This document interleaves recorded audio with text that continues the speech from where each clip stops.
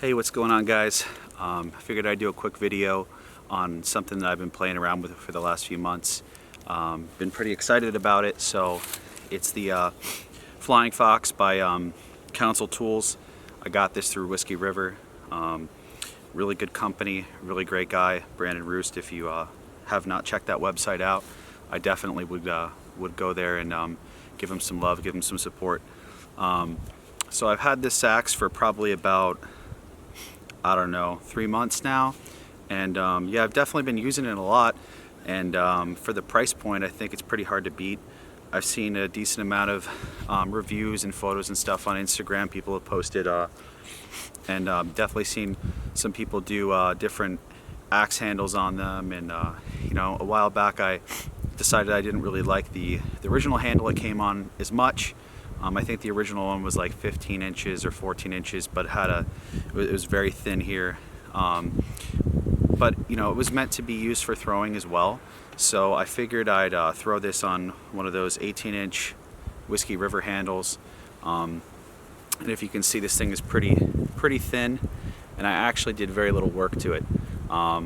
Really like the way it came out, sitting at about 18 inches. So yeah, I figured I'd just compare it real quick to a couple other axes that I have, and just talk about, you know, some of the pros and cons and what my thoughts are on it. So obviously one of the first things you think about when you see this axe, and it doesn't come with one of these sheaths, this is just something I made, but yeah, when you see this the first thing I thought about was, you know, Plum National. And you know, when you compare the two, and this is a 1.75 pound Plum National head here, and you can see they're quite similar, very thin in the bit. If you put the two next to each other, I mean, it's pretty darn similar, which I think is a great thing. You know, another nice thing about both of these is both have hardened poles, so get a little bit more thickness here on the pole on the National, a little more length of the pole on the Flying Fox. This is a very well balanced axe. I really like that. You know, if you hold it here, pretty well balanced. Let me see if I can get that. Yeah. So front to back, really balanced. Swings really nicely. If you're into throwing, it's going to throw nicely too. Cool thing about this axe that I like a lot was I put it on a bevel gauge when I first got it, and it was sitting at somewhere around 21 degree bevel, and it wasn't the best grind ever, obviously, because this is like a sport utility model for them. So it's pretty, you know, it's supposed to be a little bit more rustic, more rough, and you know, a little bit different steel than they're like the velvet cut ones from Council Tools. But I really like this axe. The steel's been holding up pretty nice. I really just hit it with a file and then some sandpaper up to 200 grit. And if you can see that, it's pretty damn sharp. It's sitting at 17.5 degrees on the bevel, which I think is a really nice sweet spot for carving. I've carved a few spoons with this thing, and it's held up really well. And this Plum National took a significant amount more work, and this one's sitting at about 21 degrees, which is, I think, is really nice as well. So anywhere in that is going to be okay. It chops nice out of the box, but chops a lot better when you put a little work into it, and it was very minimal work. The steel is very easy to sharpen. You know, in comparison, this grants for his small forest axe, which I've reprofiled a little bit, because the grind that came on this thing was absolute garbage compared to some other Grantsers I've had. But this one was an absolute pain to sharpen. Steel is really hard, like overly hard. Harder than like most vintage axe steels that I've filed before. So anyway, if you compare the two of these, I mean, size wise, very close. This is a 1.5 pound head, 1.75, and most of that's coming, I think, in the pole. And I believe this is about a 20 degree bevel on the small forest axe. Something I don't really necessarily love about these. Handles are really thick from the factory, from the small forest axes, and I thinned the crap out of this thing, and this Whiskey River handle came just about as thick as this one is after I put, like, I don't even know, probably 2 hours worth of handle thinning into this.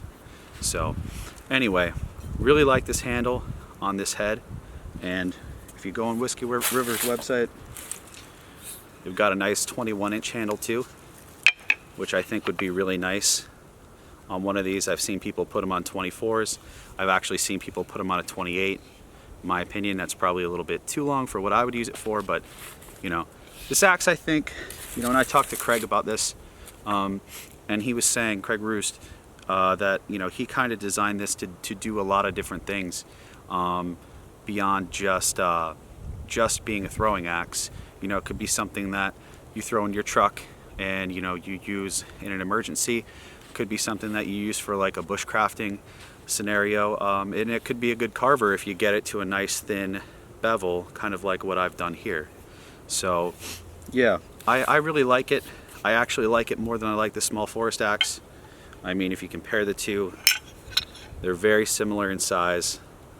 I don't really think you're getting much more out of an extra inch on the handle on this versus a 1/4 pound of head weight on this one, right? So when I picked this up, I think it was just around in the $50 range. So, you know, you're gonna find one of these. If you're not finding it used, you're probably looking at $150. I mean, used, you might get one for like $120. In my opinion, I don't think you're getting a lot more with this. If you could pick up a Plum National, obviously very nice axe, but with all the throwers that love throwing these now, you know, you're gonna be hard pressed to find one on eBay for under $100 in decent condition. For those who are wondering, this is a Killinger 21-inch handle. He makes some nice stuff too. Well, he has a guy make them, I think.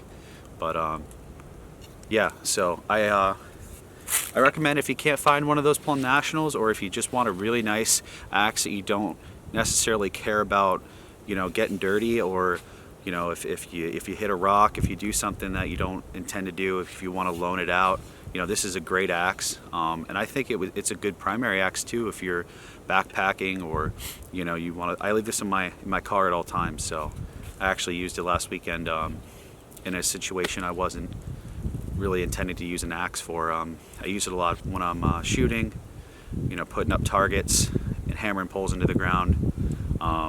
Use it a lot camping, and it's been pretty nice so far. So I definitely recommend picking one up if you can. I don't think you're going to be spending a lot of money for one, you know, in that $50–$60 range. I think this is probably even worth more than that. The steel is really nice on it, and it's held up really, really well so far. I probably want to put another one together on this 21-inch handle here, and see what it can do as well. So enough of the bullshit talking. You know, I'll go through and real quick just kind of show what the axe can do. Do some chopping, just do some basic like camp chores that I would do typically with his axe, because in reality, I mean, I don't think you're going to be out here felling 24-inch trees with something this small. If you think that's what this is intended for, I think you're mistaken. So, but anyway, we'll get into that.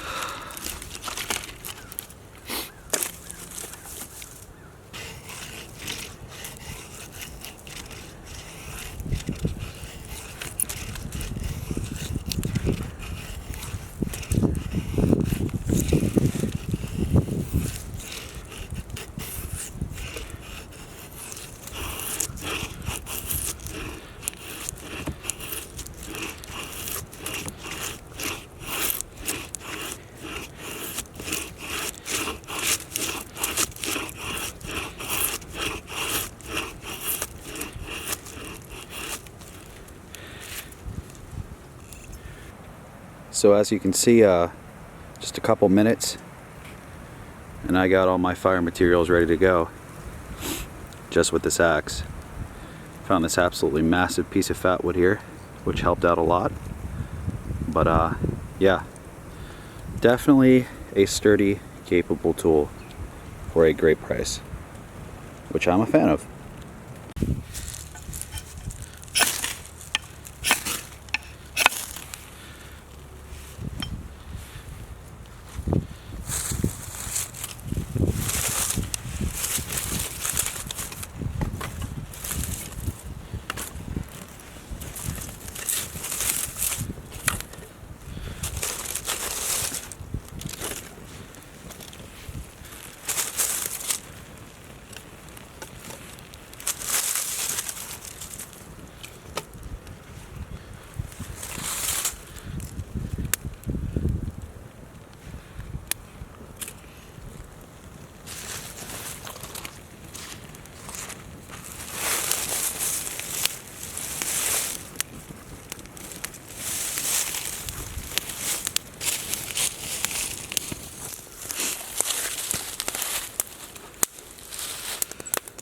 So needless to say, I think this axe performed pretty well, just with some basic camp chores, right? So, chopping up some small processable logs for making a small fire. Doing some light splitting tasks, doing some a little bit of feather sticking. Really good for all those things. So very bushcraftable axe, right? Or I think this would be good for somebody who's going on a backpacking trip. I think this is a good thing to throw in your car. Is it going to split up 24-inch oak rounds? Probably not. But then again, I don't really think that's what this tool was designed for. But I think it's a great axe for a great price. And I would definitely recommend picking one up if you get the chance, especially for the given price point that it's at right now. So yeah.